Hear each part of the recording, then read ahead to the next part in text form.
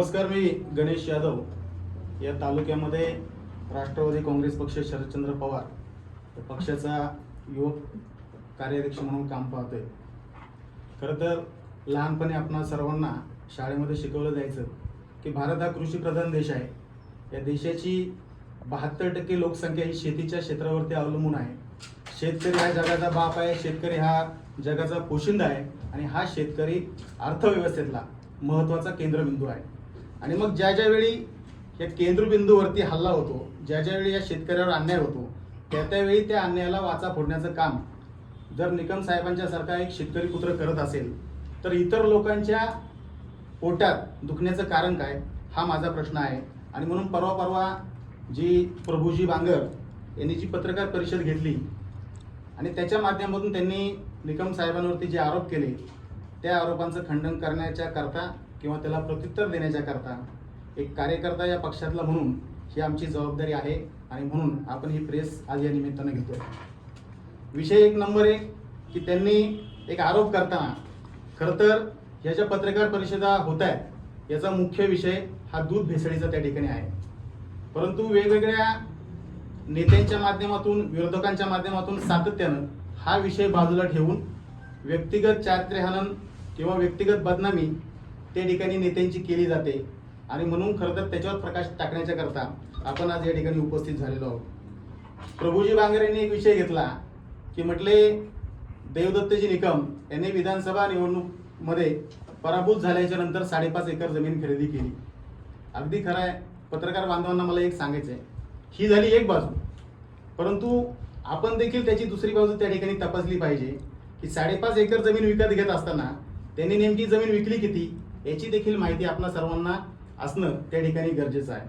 आणि म्हणून मी त्या गावामध्ये सरपंच म्हणून काम केलं आहे, एक कार्यकर्ता म्हणून काम करतो. निकम साहेबांच्या सहवासात गेली आणि जवळ 20 वर्ष मी काम करतोय. त्याच्यामुळं त्यांच्या बाबतीतली सखोल माहिती मला त्या ठिकाणी आहे. त्यांच्याशी माझी चर्चा देखील झाली की अशा प्रकारे आपली जर व्यक्तिगत बदनामी होत असेल तर त्याला आपण उत्तर त्या ठिकाणी दिलं पाहिजे. आणि म्हणून मी काही गोष्टींची माहिती त्यांच्याकडनं करून घेतली. तर आमच्याच नागापूर गावामध्ये त्यांनी 5.5 एकर जमीन खरेदी केली, ही आपण सर्वांच्या ऐकिवात त्या ठिकाणी आहे. परंतु त्याच्यामध्ये जवळपास माझ्याकडे यादी आहे की 13 एकर जमीन त्यांनी त्या ठिकाणी विकलेली आहे.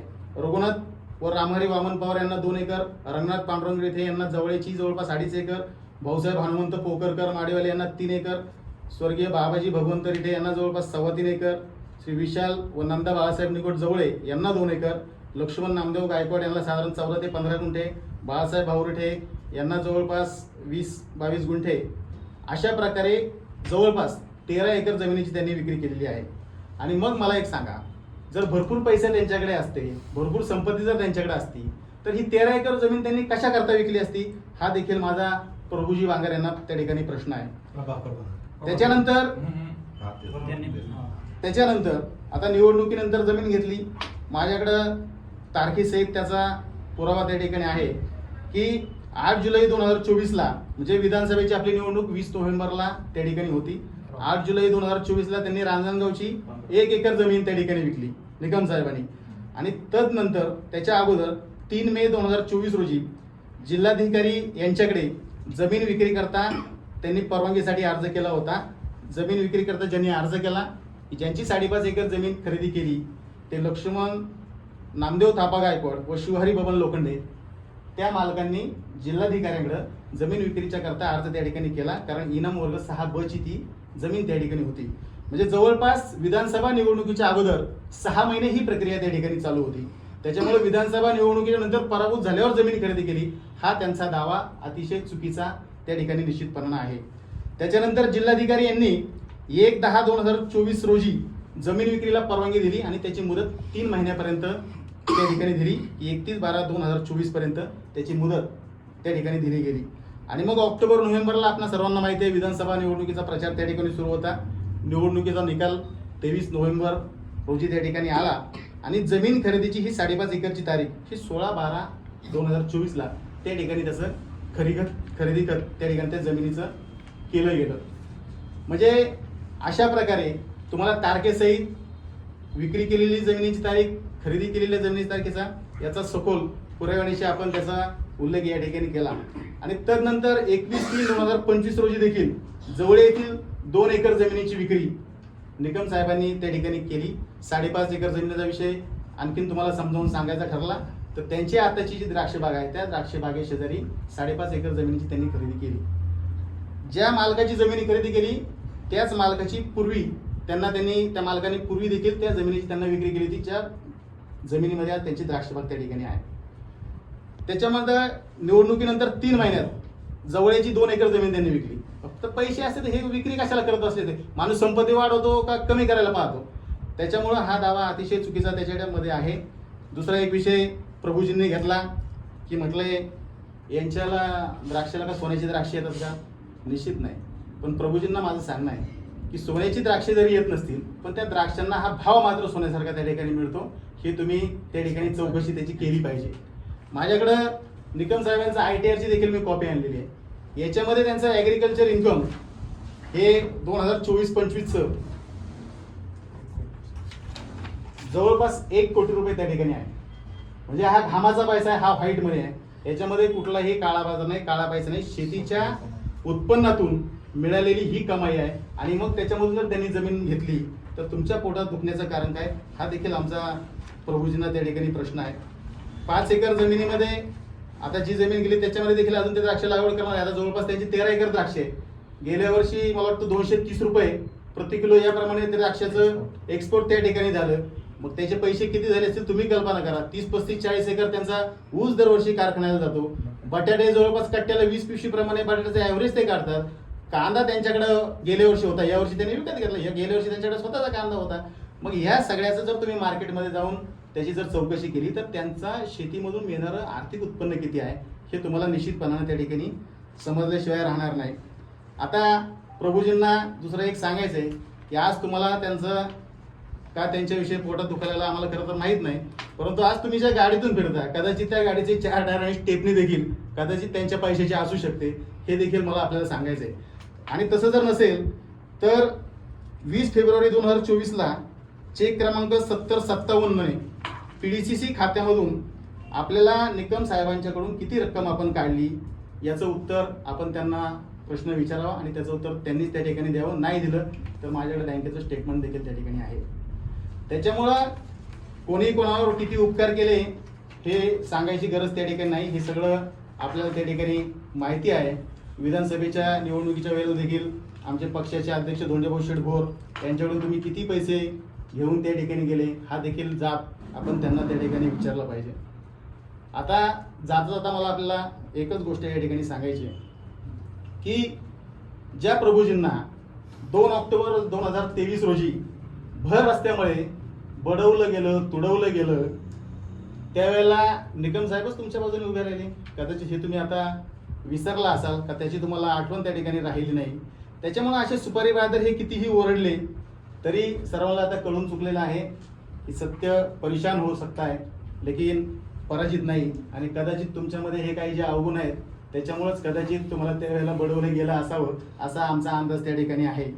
तात्पर्य आता या सगळ्यामधून एवढंच आहे की देवदत्त निकम हे शेतकऱ्यांचे नेते म्हणून शेतकऱ्यांच्या अन्यायाला वाचा फोडण्याचं काम करतात. शेतकऱ्यांच्या प्रश्नासाठी सातत्यानं लढा देण्याचं काम करतात. वेगवेगळ्या आंदोलनाच्या माध्यमातून आपण सर्वांनी पाहिलं की बिबट आंदोलन असेल, कांदा दर प्रश्नाचं आंदोलन असेल, ऊसाच्या FRPचा प्रश्न असेल आणि आता हा दूध भेसळीचा विषय असेल, या शेतकऱ्यांशी निगडीत असलेल्या सगळ्या प्रश्नांवर सातत्यानं आवाज उठवण्याचं काम, लढा देण्याचं काम एक शेतकरी पुत्र म्हणून, एक शेतकऱ्यांचा कळवळी म्हणून निकम साहेब त्या ठिकाणी सातत्याने करतायत. आणि मग कुठेतरी ज्या वेळेला योद्धा रणांगणामध्ये पराभूत होत नाही तेव्हा त्याला बदनाम केलं जातं. अशा पद्धतीनं त्यांचं व्यक्तिगत चारित्र्यहनन करून त्यांची मानहानी करण्याचा हा प्रयत्न आहे. आणि हे 100% ठरवून प्लॅनिंग करून त्यांचं बदनामी त्या ठिकाणी केली जाते. परंतु मला आपल्याला एकच सांगायचं आहे की काल कोणीतरी तज्ज्ञ म्हटले की भेसळीच्या दुधामुळे काय कुठं कॅन्सर होतो का, तर आपल्याकडं आता AI टेक्नॉलॉजी आहे. जेमिनी असेल, ChatGPT असेल, आणि फार नाही त्यांना जर कळत नसेल तर त्यांना गुगल देवाला विचारून पहा की भेसळीच्या दुधामुळे कुठले कुठले आजार त्या ठिकाणी होतात, कॅन्सर होतो का नाही तुम्ही विचारून पहा. त्याच्यामुळं ज्या दूध भेसळीच्या विरोधामध्ये हा लढा उभा केला गेला त्याचा पाठपुरावा केला गेला आणि सातत्यानं दूध भेसळीच्या प्रश्नावर निकम साहेबांनी आवाज उठवला गेला. त्याच्यामुळं त्याच्यामधून त्यांचं लक्ष विचलित करून तो प्रश्न डायव्हर्ट करायचा, बाजूला तो न्यायचा, असा विरोधकांचा कुटील डाव त्याच्यामध्ये आहे. आणि आपण कुणीही त्याला बळी न पडता आम्ही शेवटपर्यंत निकम साहेबांच्या माध्यमातून, या पक्षाच्या माध्यमातून जनतेसाठी, गोरगरीब शेतकऱ्यांसाठी, सामान्य लोकांसाठी सातत्यानं त्यांचा आवाज बनून लढत राहू, एवढंच मला आपल्याला या निमित्तानं सांगायचं आहे. कदाचित आपल्या लक्षात आलं असेल की दूध भेसळीचा हा विषय झाल्याच्या नंतर जवळपास पाठीमागच्या 1-2 महिन्यापासून दुधाच्या भावामध्ये देखील जवळपास 2 रुपयाची वाढ त्या ठिकाणी झालेली आहे. आणि नजीकच्या काही दिवसामध्ये आमचा अंदाज आहे की आणखीन 2-3 रुपयाची वाढ दुधाच्या भावामध्ये त्या ठिकाणी होणं अपेक्षित आहे. कारण दूध भेसळीमुळं जे दूध बंद आता झाले, जे भेसळखोर अडकले गेलेत, ते दूध जे आता कमी झालं, त्याच्यामुळं मागणी पुरवठ्याचं जर गणित पाहिलं तर दुधाचे भाव निश्चितपणानं चांगल्या पद्धतीने त्या ठिकाणी वाढतील. आणि आपल्या लढ्याला जसं बिबट आंदोलनाला यश आलं, कांदा दर प्रश्नाला यश आलं, ऊसाच्या FRP एकरकमी देण्याच्या प्रश्नाला यश आलं, तसंच यश आपल्या ह्या दूध भेसळीच्या विषयाला निकम साहेबांच्या माध्यमातून निश्चितपणाने येईल, एवढी खात्री मी आपल्याला या ठिकाणी देतो. धन्यवाद. नाव पहिल्यांदा ऐकतोय मी. आता तुम्हीच पत्रकारांनी सर्वांनी त्यांना एवढी प्रसिद्धी देऊन त्यांच्या बातम्या आम्हीच कालपासून ऐकायला लागलोय, त्याच्यामुळे आता मला फार त्यांच्याबद्दल माहिती नाही. नाव घ्यायला घाबरते का काय? तुम्ही? नाव घ्यायला अहो, घाबरते. मी अत्यंत आदरपूर्वक प्रभूजी अशा नावाने त्यांचा उल्लेख प्रभू केला. राम. आम्हाला प्रभू राम माहिती आहे.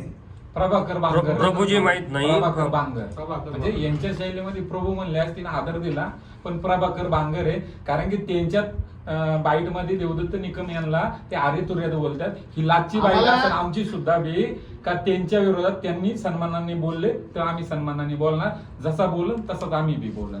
आमचं प्रभाकर तुम्हाला बांगर. याच्या माध्यमातून तुमच्यापर्यंत एक संदेश वाणीसाहेब पोहोचवायचा आहे की तुम्ही जरी किती संस्कृती सोडून अनादर एखाद्या विषयी केला, एखाद्यावर चिखलफेक केली, एखाद्याची कितीही व्यक्तिगत बदनामी केली, असभ्य भाषेत तुम्ही निकम साहेबांच्या विषयी उल्लेख केला, कोण कोणाच्या पुढचं, कोण कोणाच्या पुढचं, तर निकम साहेबांचे कार्यकर्ते म्हणून आम्ही आमची संस्कृती तुम्हाला या निमित्तानं दाखवतोय, असा संदेश आपल्या माध्यमातून मला त्यांना त्या ठिकाणी द्यायचा आहे.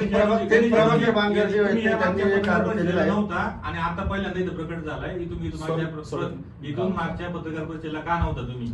कोण? तुम्ही सांगताय का तुम्ही निकम साहेबांच्या निकटवर्ती आहात, मग तुम्ही मागच्या पत्रकार 100% का नव्हता? तुम्ही म्हणताय ते अगदी बरोबर आहे. परंतु एक गोष्ट याच्यामध्ये आहे की आमचे कुठलेही धंदे नाही. मी एक शेतकरी कुटुंबातून येतो. शेतीची कामं चालू आहेत, आमची कोबी चालू आहे, फ्लावर चालू आहे, आता देखील गाडी आमच्या भरतायत. त्याच्यामुळे ते शेतीच्या कामामध्ये व्यस्त आहे. आमचं उत्पन्न तेवढंच आम्हाला सांगा, बाकीच्या सारखे काय धंदे आमच्याकडे नाही, गोरं नाही. आम्ही कोणाकडून सुपारी घात नाही, त्याच्यामुळे वेगळं आम्हाला काही त्याच्यापासून उत्पन्न नसल्यामुळं व्यक्तिगत शेतीच्या कामाकरता मी त्या ठिकाणी व्यस्त होतो. आणि आज आम्हाला ज्यावेळेला वाटलं की आपल्या नेतृत्वावर, आपल्या पक्ष नेतृत्वावरती चिखलफेक त्या ठिकाणी केली जाते, त्या आरोपांना आपण प्रत्युत्तर त्या ठिकाणी दिलं पाहिजे. बँकेचं एक स्टेटमेंट केलं का तुम्ही देवदत्त निकम यांच्याकडून पैसे घेतले, काय ते बँकेचं स्टेटमेंट बोलते बा, बरोबर? नेमकं त्याचा अर्थ काय? आणि दुसरं एक धोंडीभाऊ शेठ भोर यांच्याकडून काय पेमेंट घेतलं, म्हणजे नेमकं तो विश्लेषण काय नाही? कशासाठी दिले? ऐका ना, तो चेक किती रुपयाचा होता हा. आणि किती पैसे कशासाठी? घेतले हे स्पष्ट सांगा. आणि माझं कशासाठी म्हणणं घेतलं? असं आहे हा. की प्रभाकर गोपाळ बांगर यांना देवदत्तजी निकम यांच्या बँक खात्यामधून, PDCC बँकेमधून 20 फेब्रुवारी 2024 काही रक्कम अदा केली गेली. किती? ती रक्कम, माझं म्हणणं असं आहे, मी सुरुवातीलाच क्लिअर केलं की आपण पत्रकार बांधवांनी हा प्रश्न त्यांना विचारावा. त्यांनी जर नाही सांगितलं तर मी निश्चितपणानं ऐका ती ना, रक्कम आपण- सांगेन. टाइमपास कशासाठी? तुम्ही टाइमपास करताय का? कशासाठी दिली? सॉरी, हे बघा, तुम्ही स्टेटमेंट दाखवा ना, स्टेटमेंट आजारी होते का ते काही? कसं आहे आता आपण पैसे कशासाठी घेतले? पैसे कशासाठी दिले होते? हे पैसे हे त्यांना प्रभाकर बांगर यांना निकम साहेबांच्याकडून गेले. ते त्यांनी आता कशासाठी घेतले, काय घेतले याची खोलवर माहिती मला नाही, परंतु हे पैसे त्यांच्या खात्यावर त्यांना गेले, हे त्याचं बँक पण स्टेटमेंट. सर पैसे घेताना कोणी पण सांगतं ना का मला यासाठी पैसे पाहिजेत, मला अडचण आहे, दवाखान्यासाठी लागतात किंवा हे बघा, निवडणुकीसाठी माणसाच्या माणसाच्या व्यक्तिगत जीवनामध्ये अनेक अडीअडचणी असतात. आपण प्रत्येक वेळेला समजा तुला काय अडचण आहे, तू तुझं कारण सांग, हे आपण विचारत बसत नाही. ठीक आहे, माझ्याकडे पैसे तुम्ही आहेत, तुला देवदत्त निकम मदतीची गरज आहे, मी मदत करतो, या भावने त्यांना ती मदत केली. तुम्ही जमिनीचं विचारलं, एवढी जमीन विकली, एवढी घेतली, रक्कम किती? मात्र मग ही रक्कम कशासाठी दिली, काय दिली हे विचारून नाही का तुम्ही? कोणता? जो विषय आपला झाला हा. त्याच्यामध्ये कशासाठी दिली? कशासाठी तुम्ही त्याच्याकडे निवडणूक होती का? निकम साहेबांनी हात उचले पैसे दिले. जमीन खरेदी विक्रीचा जो विषय आहे, तो तो झाला, विचारला. clear झाला. तो विचारला. 5.5 एकर जमीन त्यांनी घेतली, बरोबर? आणि ती विकली. विकली. त्याचं कारण तुम्हाला सांगतो की आता आपल्या सगळ्यांना माहिती आहे, निवडणुकीमध्ये किती नाही म्हटलं तर थोडाफार खर्च त्या ठिकाणी होत असतो. दुसरी एक गोष्ट की जमीन वेगवेगळ्या बाजूला त्यांची होती. एक खट्ट 5.5 एकर जमीन त्यांना आपल्या बांधाच्या शेजारी मिळाली, त्यांनी बाकीच्या शेजारच्या जमिनी त्या विकल्या आणि वन स्ट्रोक आपल्या बांधाच्या शेजारी असणारी जमीन त्यांनी खरेदी केली आणि निवडणुकीमध्ये खर्च त्या ठिकाणी झाला असेल हे आपण आता सगळेजण समजू शकतो. ऐका ना, हा झाला रक्कम दिली किती? मेन मुद्द्यावर या. मुद्दा दिली किती? माध्यमांना काय दिली? विचारायचंय सर एक मिनिट. माध्यमांना काय विचारायचंय निकम साहेबांकडून जे रक्कम झूम करून बघा. वळसे साहेब, वातावरण रक्कम किती? रक्कम किती दिली? किती झूम करून सांगा. बघा. तुम्ही सांगा. तोंडाने सांगा, तोंडाने. तुम्ही सांगा तुमच्या तोंडाने. निकम साहेबांनी किती दिले आणि का दिली? यांनी धोंडेभाऊ बोरे यांनी किती? अहो, मी तुम्हाला सांगितलं व्यक्तिगत माणसाच्या जीवनामध्ये अनेक अडचणी असू द्या, काही अडचणी असू द्या. एक मदत लागून दिली. स्टेटमेंट प्रमाणे 20,000 रुपये रक्कम याच्यामधून गेलेली तारीख काय आहे. तारीख काय तारीख तारीख 20 फेब्रुवारी 2024. काय कारण असतं वगैरे? अहो व्यक्तिगत आता माणसाची काय अडचणी असतील आता धोंडीबाबू नाही. धोंडीबाबू यांनी किती मदत दोन्ही केली? भाऊ बोरे किती दिली? ते त्याच्यामध्ये धोंडेभाऊ सगळं ते त्यांना विचारा, ते सांगतील तुम्हाला. ते रक्कम परत नाही आली अजून? नाही आली. परत पाहिजे पैसे? पैसे पाहिजेत का काय? उसने दिली. नाही, हात उसने दिले. मदत केलेली. ऐका ना ते हा पैसे मदत आता केलेले आहेत, पाहिजेत मदत न केली. पाहिजेत हा वेळ. वाणी साहेब, मदत वाणी साहेब, केली तुमच्या मग प्रश्नाचं तुम्ही- उत्तर मी ऐका ना 2 मिनिटं. आपण एक एक जण विचारा. सगळ्याच्या सगळ्या प्रश्नाची उत्तर द्यायला आम्ही समर्थ हा. आहोत कारण आम्ही खरे आहोत. बरोबर. तुम्ही अजिबात कोणी काळजी करू नका. तुमच्या प्रत्येकाच्या प्रश्नाचं उत्तर मिळेल. वाणी साहेब तुम्ही प्रश्न माझा असा होता की हा. तुम्ही जे त्यांना पैसे दिले ते कुठल्या कारणाने दिले माहित नाही. ओके. ते म्हणतात व्यक्तिगत काय अडचण असेल ठीक आहे. तर ते पैसे तुम्हाला परत रिफंड पाहिजे. मदत किती आम्हाला मदत पाहिजे का? इश्यू का सांगतो करता? ना. त्याचा इश्यू याच्याकरता करतो की ज्या माणसानं आपल्याला मदत केली, ज्या माणसानं आपल्यावर काही ना काही प्रमाणात उपकार केले, त्याचा जर आपण वैयक्तिक चारित्र्य हनन करत असू तर त्याला उत्तर दिलं पाहिजे. ते आम्हाला काढावं लागेल ना. आम्ही अगोदर नाही काढलं कधी हे विषय. मागे कांद्या चाकणला देखील त्यांनी तिथं आकांड तांडव केलं, आम्ही त्याच्यावर बोललो नाही. परंतु आता तुम्ही जर फार व्यक्तिगत पातळीवर जाऊन चिखलफेक करत असाल तर तुमचं देखील सगळं आम्हाला त्या ठिकाणी काढलं पाहिजे ना. या इथून आपण हे तुम्हाला म्हणजे अजून सांगितलं. काही आहे शिल्लक? खूप काही गोष्टी आहेत. आता आपण टप्प्याटप्प्याने टप्प्याटप्प्याने काढू. पण त्यांची कधी मदत मिळाली का? माझ्या माहितीनुसार मागच्या लोकसभेला त्यांनी असाही दावा केला होता आपण असताना. मी त्यांच्या प्रचाराला फिरलो. युतीचा धर्म म्हणून त्यांनी प्रचार केलेला आहे. शेतकरी संघटनेची कसली होती? हं? केलेली तेव्हा त्यांनी देवदत्त निकम यांना त्यांनी मदत केली होती ना. मदत केली. प्रचारात मदत केलेली. आम्ही त्यांच्या मान्य त्यांनी करतो. केलेल्या मदतीबद्दल काय 2 शब्द? त्यांनी मदत प्रचार केलेला आहे. आम्ही त्याच्याबद्दल मान्य त्यांचे करतो. मनापासून धन्यवाद. धन्यवाद. विधानसभेला मदत केली ना त्यांनी. धन्यवाद. धन्यवाद ना. आम्ही त्यांच्यावर आरोप करीतच नाही ना आता हा त्यावेळेस. कलगीतुरा किती दिवस चालणार? आता आम्ही नाही बघा, केली. प्रभाकर बांगरेविषयी यांच्याविषयी घेतलेली ही पहिली आणि शेवटची पत्रकार परिषद आहे. कारण त्यांच्यावरती सातत्यानं बोलावं इतके ते काही महत्वपूर्ण नेते नाहीत हो, जिल्ह्याचं हे. पण ऐका ना साहेब. आमच्या दृष्टीने. एक माझा प्रश्न आहे सर. त्याच्यामुळं यापुढे त्यांच्याविषयी ही आपली शेवटची पत्रकार परिषद असेल. ते इथून पुढे काही बोलले, कोणावरही बोलले तर त्याला आम्ही किंवा आमच्या पक्षातील कुठलाही पदाधिकारी त्याला उत्तर देण्यास बांधील नाही किंवा आम्ही ते देणार देखील नाही. कुठेतरी हा दूध भेसळ प्रकरण हा प्रश्न कुठेतरी डायव्हर्ट केला जातोय का? काय सांगाल? 100% मी माझं मगाशी मत मांडत असताना तेच तुम्हाला सांगितलं की देवदत्तजी निकम हे सातत्यानं शेतकऱ्यांच्या प्रश्नाविषयी लढत असताना दूध भेसळीचा जो मुद्दा त्याने उचलून दिला त्याचा जो पाठपुरावा ते करतायत, त्याचा जो फॉलोअप ते घेत आहेत, हे कदाचित समोरच्यांच्या पोटात दुखायला लागलंय की त्यांचं म्हणणं असं की वारंवार पत्रकार परिषद घेतात. काय घेऊ नये त्यांनी? शेतकऱ्यांच्या विषयी का लढू नये? मग तुम्हाला त्या लोकांवर ज्यांनी भेसळ केली त्यांच्यावर तुम्हाला पांघरून घालायचंय का? असा त्याचा अर्थ आहे का? वारंवार देवदत्त निकम दूध भेसळीविषयी पत्रकार परिषदा घेतात आणि तुम्हाला जर त्या एक लेख कंप्लीट एक 2 मिनिटं संपवतो तर मग ते जर वारंवार पत्रकार परिषदा घेतात याचं जर तुमच्या पोटात पत्रकार साहेब दुखत असेल तर तुम्हाला दूध भेसळ करणाऱ्यांच्यावर पांघरून घालायचंय का? हा आमचा खरा प्रश्न आहे. पत्रकारांच्या पोटात बरं, दुखत दुसरा नाही. एक विषय असा आहे जो कॉमन प्रश्न नेहमी पत्रकार बांधव विचारतात की देवदत्त निकम हे वारंवार पत्रकार परिषदा घेऊन किंवा लोकांचं विरोधकांचं म्हणणं आहे की तालुक्याची बदनामी होते. अरे बाबा, आता एफडीआयचे आयुक्त तुकाराम मुंडे साहेबांनी धाडी टाकल्या. मग तुकाराम मुंडे साहेब या बदनामीला जबाबदार आहे असं तुम्हाला म्हणायचंय का? हा देखील आमचा तुम्हाला प्रश्न आहे. एफडीए कारवाई तुकाराम मुंडेंवरती करतोय. तुमचा विश्वास नाही का सर? आमचा विश्वास आहे, पण तुमचा एक मागाशी प्रश्न होता आंबेगाव तालुक्यात बदनामी होते. कशा पद्धतीने बदनामी होते याचं तुम्ही जरा उत्तर सांगा बरं. का बदनामी होती? तुम्ही कोणत्या चेहऱ्याने बघता त्या बदनामी का?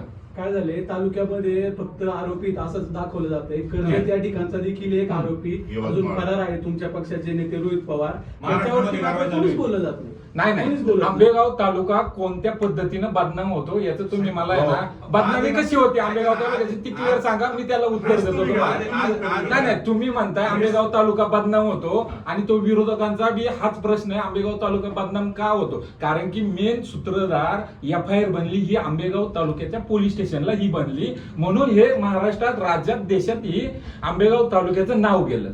आणि मेन सूत्रधार आंबेगाव तालुक्यातले 5 आहे. त्याच्यामुळं आंबेगाव तालुक्याचं नाव येतंय. आंबेगाव तालुक्यातील जनतेने, आणि कोणतं दुधावाला म्हणला का आमची बदनामी होती, आमचं दूध नाही घेते, वारंवार बोललं जात. खरा मूळ प्रश्न दुधाचा आहे. कोणत्या शेतकऱ्याची बाईट घेतली आपण? कोणता शेतकरी तुम्हाला म्हणला, आपला पत्रकार बांधवांना म्हणला का माझं दूध घेती नाही? कारण की शेतकऱ्यांचे, दूध उत्पादकांचं कोणतंच काही प्रश्न नाही. त्यांना आनंदाचे दिवस आले. 2017-18 साली 20-25 रुपयाचं दूध आणि त्याच प्रमाणात पाणी विकलं जात होतं 20 रुपयांनी. त्या शेतकऱ्याला पहाटे 4 वाजल्यापासून उठून शेण काढायला लागतं, चारा काढायला लागतं, त्याला धारा काढायला लागतात. मास्टर्डिस झालं, गँग्राई सारखे आजार झाले, त्याची गाय जागेवर बसती. ही सुद्धा पत्रकार बांधवांना माझी विनंती आहे, तुम्ही गोठ्यावर जाऊन मुलाखती दाखवा, मग हे सत्य कळत ह्या दूध भेसळीचं खरं कारण काय आहे. त्यांनी एक असा प्रश्न उपस्थित केला होता, एक ऊस उत्पादकांसाठी मी जेवढा लढा दिला, हे चेअरमन असताना लढा केला असा त्यांचा आरोप आहे. मी दिला, त्यामुळे शेतकऱ्याला चांगला बाजारभाव मिळतोय. भीमाशंकर बद्दल बोलले ते. पण आता हे बोलतात, पण हे शहराच्या दुसऱ्या कुठल्याही तालुक्यात आंदोलन केल्याचं एखादं उदाहरण दाखवा ऊस उत्पादक, असं त्यांचा दावा होता. कोणाचा मी सांगतो ना, देवदत्त निकम हे माझ्या माहितीप्रमाणे आता आंबेगाव विधानसभा मतदारसंघामध्ये काम करतात. त्याच्यामुळं प्रायोरिटी ही नेमकी आपल्या विधानसभा मतदारसंघाला त्या ठिकाणी असली पाहिजे.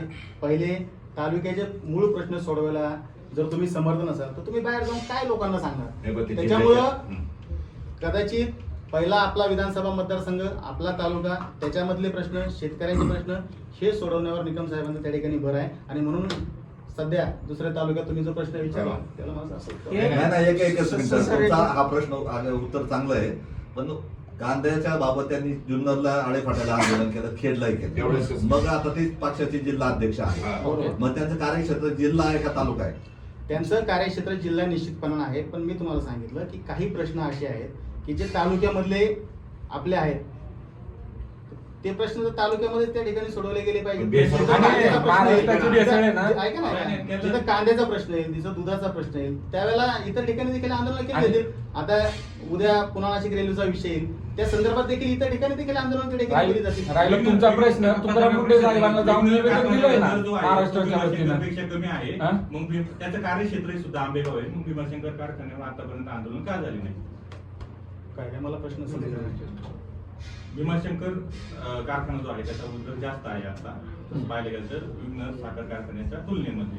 मग त्या दरवाढीसाठी आतापर्यंत आंदोलन निकम साहेबांनी केली. इतर तालुक्यात काय केलं असं समजा एक दुधाचा प्रश्न हाताळतात निकम साहेब, तर म्हणतात आंबेगाव तालुका बदनाम झाला विरोधात.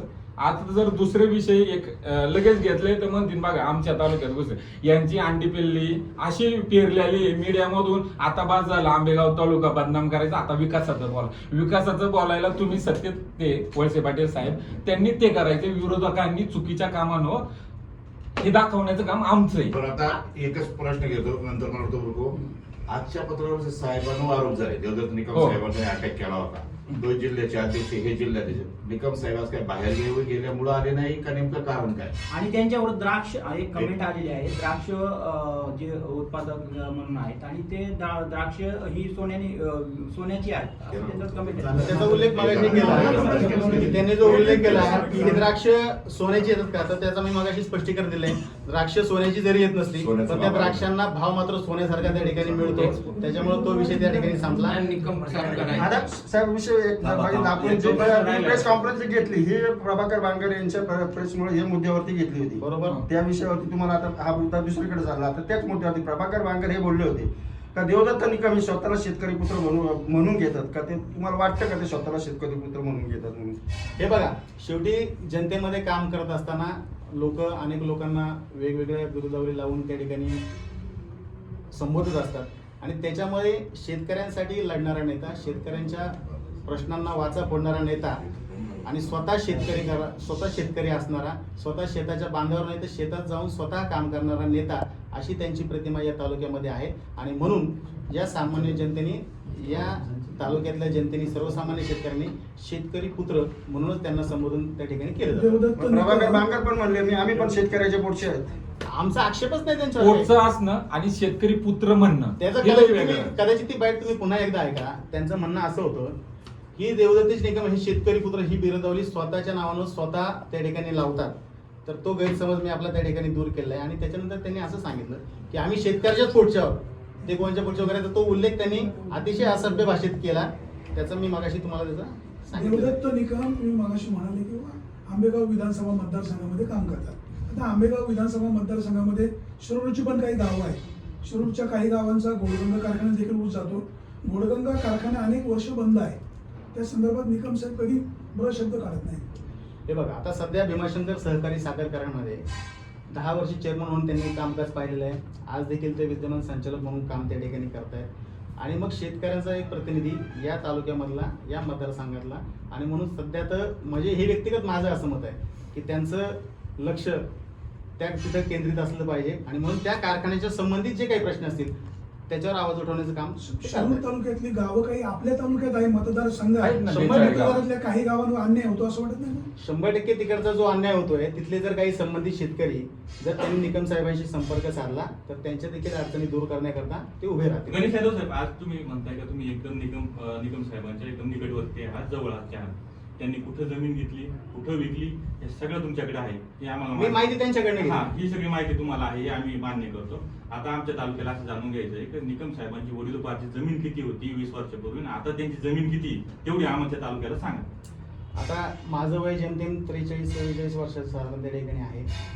आता आम्ही मान्य करतो द्राक्ष बागायत इन्कम झाली, कष्टातून उभी राहिली, पण आता किती तेवढी सांगा. कोणती आता ती पूर्ण जमीन किती याची माहिती मी घेतली नाही, पण घेऊन तुम्हाला मी निश्चितपणे एकत्रित सांगेन. कुटुंब आहे, मोठं कुटुंब आहे. कुटुंब तुम्हाला अख्ख्या कुटुंबाची साधारणतः- पाहिजे का सगळ्या व्यक्ती देवदत्त निकम साहेबांची पाहिजे? वडिलोपार्जित म्हणजे वडिलोपार्जित पूर्ण कुटुंब आलं. हा? पूर्ण कुटुंब आलं. नाही, काही ऐका, ठिकाणी एक मिनिट. विभक्त आपला मुद्दा दाखवले बाजूला असते. जातोय. ऐका ना, ऐका. वडिलोपार्जित आपली प्रेस प्रभाकर बांगर यांनी केलेल्या आरोपांना प्रत्युत्तर देण्याची होती. त्याच्या संदर्भात जेवढी माहिती संकलित करण्याची गरज होती तेवढी आपण केलेली आहे. आता त्यांच्या कुटुंबातली जमीन जुनी वडिलोपार्जित किती होती, हा. आता किती झाली याची मी माहिती घेतलेली नाही. परंतु तुम्हाला जर त्याची आवश्यकता असेल हा. तर त्यांना विचारून पूर्ण माहिती घेऊन निकम- मी- तर मागच्या पत्रकार सेक्शनमध्ये ते स्वतः म्हटलं होतं का मी साहेबांना दाखवतो माझी जमीन किती ते आहे दाखवतील तुम्ही पुढल्या पहा. पत्रकार दाखवतील, परिषदेत दाखवतील. दाखवतील. तुमचं म्हणणं आहे. दाखवतील. ते दाखवतील. पण आता- देवदत्त निकम आणि देवदत्त आणि निकम दुसरी एक गोष्ट आहे, पूर्णपणे ऐका, टीका आता झाली होती. एवढं डिजिटल युग आहे, तुम्ही नाव टाकलं तर तर सातबारे प्रत्येकाचे उघड होतात. त्याच्यामध्ये काय वेगळे देवदत्त विचार निकम करतात? साहेब वारंवार प्रेस घेताय, याचा जे दूध उत्पादन शेतकरी आहे त्यांना त्याचा फायदा होतोय का नक्की? प्रेस घेताय वारंवार, दुधाविषयी बोलताय, त्याचा फायदा होतो का? देवदत्तजी निकम हे वारंवार प्रेस घेतात. म्हणजे माझ्या माहितीप्रमाणे काहीतरी 2 प्रेस त्यांच्या झाल्या दूध भेसळीच्या संदर्भामध्ये, बरोबर. आता त्यांनी दूध भेसळीच्या विषयी वारंवार प्रेस घेणं म्हणजे त्या प्रश्नाचा सातत्याने ते पाठपुरावा करतायत. पकडलेल्या त्याचा फायदा होतोय का शेतकऱ्याला? 100% मी तुम्हाला ना गेल्या महिनाभरापासून दुधाचा रेट हा जवळजवळ 40, 41, 42 रुपयापर्यंत त्या ठिकाणी पोहोचलेला आहे. दूध भेसळीमुळं जे दूध अतिरिक्त येत होतं ते बंद झाल्यामुळं दुधाची मागणी, पुरवठा त्या ठिकाणी कमी झाला आणि निश्चित मग जे चांगलं दूध उत्पादित होणार आहे त्याला 100% भाव त्या ठिकाणी वाढलेला आहे. आणि नजीकच्या काळामध्ये देखील आणखीन 2 ते 3 रुपये भाव वाढीची अपेक्षा आपल्याला याच्यामध्ये आहे. राजा, एक लय महत्वाचा आरोप केलाय निकम साहेबांवर प्रभाकरने की एक बाजार समिती सभापती असताना एका शिपायाने गायकवाड नावाची आत्महत्या केली, त्याला जबाबदार हे आहेत आणि मी एका महिलेला घेऊन पोलीस ठाण्यावर जाणार आहे, हा एक आरोप केलाय. दुसरा असं तुम्ही म्हणता हे जे आरोप केले त्यांनी खोटे केले, मग या आरोपाबद्दल तुम्ही न्यायालयात त्यांच्या विरुद्ध कायदेशीर कारवाई करणार का? अशा माणसाचा आता विषय त्याच्यामध्ये असा आहे वळसे पाटील हा. साहेब की आपण पहिला प्रश्न विचारला त्याचं उत्तर मी आपल्याला देऊ हा. इच्छितो की बाजार समितीमध्ये कुठल्या कामगाराने काय आत्महत्या वगैरे केली त्याची माहिती आपण पत्रकार बांधव सगळे पोलीस स्टेशनला जाऊन त्याचं रेकॉर्ड आपण तपासा. त्याच्यामध्ये काही तथ्य आढळलं तर आपण निकम साहेबांशी त्या संदर्भात बोलू शकता. ते तुम्हाला निश्चित जबाबदार आणि सविस्तर त्याचं उत्तर त्या ठिकाणी देतील. दुसरा आपला काय प्रश्न होता?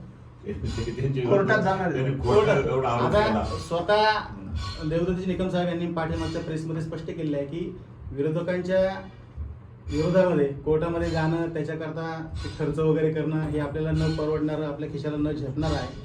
त्याच्यामुळे त्यांच्या विरोधात कोर्टात जाण्याचा काही प्रश्न त्या ठिकाणी येत नाही. मगाशी म्हणजे प्रभाकर बांगर अशा माणसांच्या नक्की कशा म्हणजे काय त्यांना विषय होता? ते म्हणत असतील मी शेतकऱ्यांचा नेता म्हणून संबोधित असतील, त्यांना बोलण्याची जर पद्धत नसेल, आरे तुर्यात बोलत असतील, खालच्या पातळीत बोलत असतील तर मग ते शेतकरी नेते नसतील. त्याच्यामुळे मी ही बोललेलं माझं वक्तव्य आहे त्यांच्याबद्दल. चला, चांगली पत्रकार परिषद झाली आज.